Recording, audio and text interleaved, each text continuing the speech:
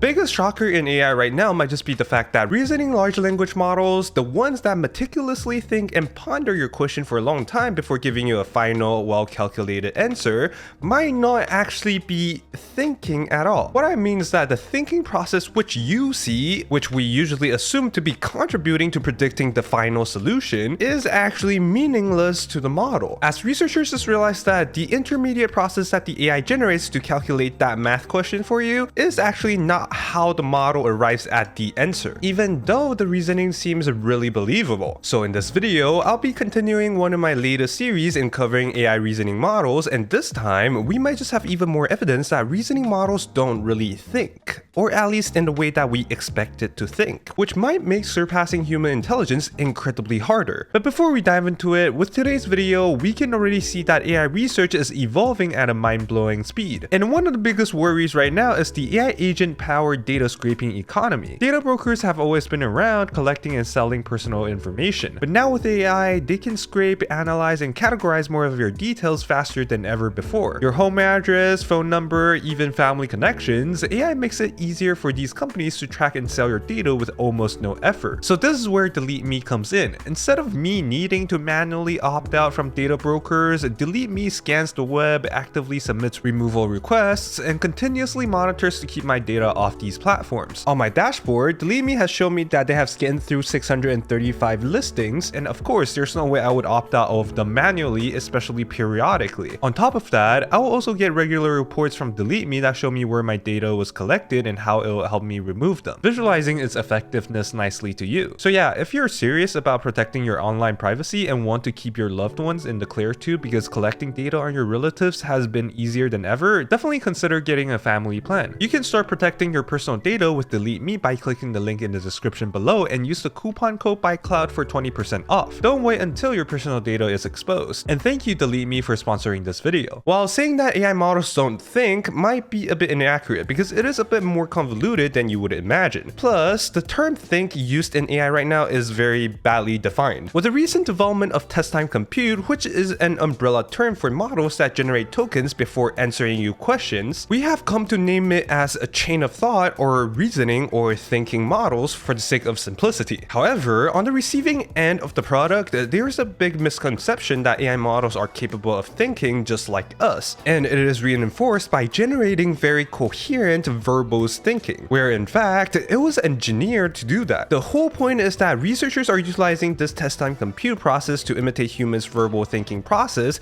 in hopes that it learns our reasoning process. But right now, we are at a turning point because many research have replicated the fact that the test time compute, which is equated to the thinking process, is not the place where the model's thinking process really happens and not representative of how large language model truly reasons. From a year ago, researchers have already found that by replacing the chain of thought process with meaningless tokens, we can already get similar results that will improve a model's performance just like how a typical chain of thought process would, which shows that verbalizing logical and coherent thinking may not be a key to improve reasoning. The same idea was presented around the same time by another research where the models would perform better on tasks like reasoning and answering questions when they learned to use pause tokens. So yet again, no verbalizing logical and coherent thinking. Then again, a few weeks ago, this paper called Reasoning Models Can Be Effective Without Thinking shows us that lengthy verbalized thinking processes might not be essential for strong reasoning, and combining their no thinking token offers a competitive and efficient alternative for achieving high performance. So with all of them showing that by replacing verbalized thinking process with pretty much meaningless tokens, it would still help to improve a model's performance, and it doesn't have to make sense in a logical way at all. And if you think about it, back when Claude was the king of AI, their models did not use any test time compute nor verbalized thinking, yet it was a state-of-the-art level reasoning model. And with this paper published 6 months ago sharing that when LLMs are trained specifically for implicit chain of thought, which is not verbalizing reasoning at test time, LLMs would still be able to calculate these intermediate steps internally, which suggests that a strong reasoning or problem-solving process could be learned and exist outside of the window of test time compute, which the top AI labs have low-key misdirected us into thinking the window of test time compute is where the real reasoning process would happen, maybe to market their expensive scaling law. But to be honest, maybe they don't even know themselves too, because the reasoning process in LLMs is still poorly understood. However, with the recent Anthropic research called On the Biology of a Large Language language model, it actually shed a bit of light on how LLMs truly reason or solve a question by examining how the neural network activates. For instance, the research explored in detail how an AI model would solve an arithmetic problem, and by using their special method called circuit tracing to peek inside the model, they could map out how the model actually calculated the sum of two numbers like 36 plus 59. This surprisingly revealed that the model wasn't following a single human-like step-by-step procedure internally. Instead, different parts of the model seemed to activate all at once, each handling a different piece of the question, and all were done simultaneously. Some parts just focused on the last digits, which is knowing that 6 plus 9 ends in a 5. Other parts were used to estimate how big the answer should be, like knowing 30-something plus 50-something could be around 80 or 90. It even has some parts which acts like cheat sheets, holding pre-calculated information kind of like a node which memorized the general numerical relationship. Then after the model combined the results from all these different shortcuts and estimations it was doing simultaneously, the node for 95, which is the final answer, will light up. But here comes the juicy part. If you ask the same model to explain how it got 95, it might generate a plausible sounding sequential explanation like first I add one of the digits, 6 plus 9 equals 15, I write down 5 and carry over 1, then I add the 10th digits plus the carry over, 3 plus 5 plus 1 equals 9, so the answer is 95. While this explanation is correct and logical to us, the circuit analysis shows that it's not how the model actually computed it internally. The generated explanation is more like a separate explained math procedure rather than a faithful report of its internal, parallel, and heuristic-driven calculation process that was learned and self-organized during its training, which makes a lot of sense because the model cannot observe itself, unlike humans who can think introspectively. So yes, the verbalized thinking that the model generates doesn't truly match the underlying mechanics, proving that there's a gap exists between generating coherent text about reasoning and the actual internal reasoning processes which drives the model's outputs. And the latter is the true reasoning process that researchers need to improve, and not the chain of thought process which seems to be the current misunderstood direction that we are scaling towards. But yes, test time compute might have been indirectly improving the reasoning process after all these years. Which brings us to the confusing title of this video and one of the research paper, LLMs can think without thinking. And this is a very ambiguous statement to be honest, so let's have our own twist for this video. It probably meant that LLMs can think non-verbally without thinking verbally out loud, aka test time compute. As for the definition of thinking, looking at the evidence from Anthropic's research, well-trained LLMs can indeed solve complex reasoning questions, but it just can't think like humans due to a lack of metacognition setup that prevents the model from being able to think introspectively, which might be the key downfall of autoregressive token prediction, aka the current LLMs. So right now, it's kind of like running on an inferior version of thinking. And if we can compromise on that weak definition, as most people have probably equivocated that to test time compute nowadays anyways, then yes, LLM can think without thinking. So yeah, AI or LLM so far, it doesn't look like it'll be able to exceed human intelligence with the existing architecture. And like its name suggests, AI models are ultimately just modeling human intelligence as of right now. We feel like it is incredibly smart, that is because it is modeling all the knowledge that the entire human race shares. And if there are no genuine metacognitive reasoning capabilities developed that are capable of thinking beyond copying humans' cognitive reasoning templates, then it'll be extremely difficult for LLMs to truly surpass human intelligence and reach a level of super intelligence beyond our comprehension. So without metacognition, it does not seem very achievable. But that is just my opinion, of course. Definitely let me know down in the comments about what you think. And again, thank you to LeMe for sponsoring this video, and check out the LeMe with the link down in the description. And if you enjoyed today's paper breakdown, you should definitely check out my newsletter where I cover the latest and the juiciest research papers. On there, I go over the papers that I might not have the chance to cover in videos, so if you don't want to miss out on some new cool cutting edge concepts, go sign up now. And thank you guys for watching. A big shout out to Ângelo, Lescelius,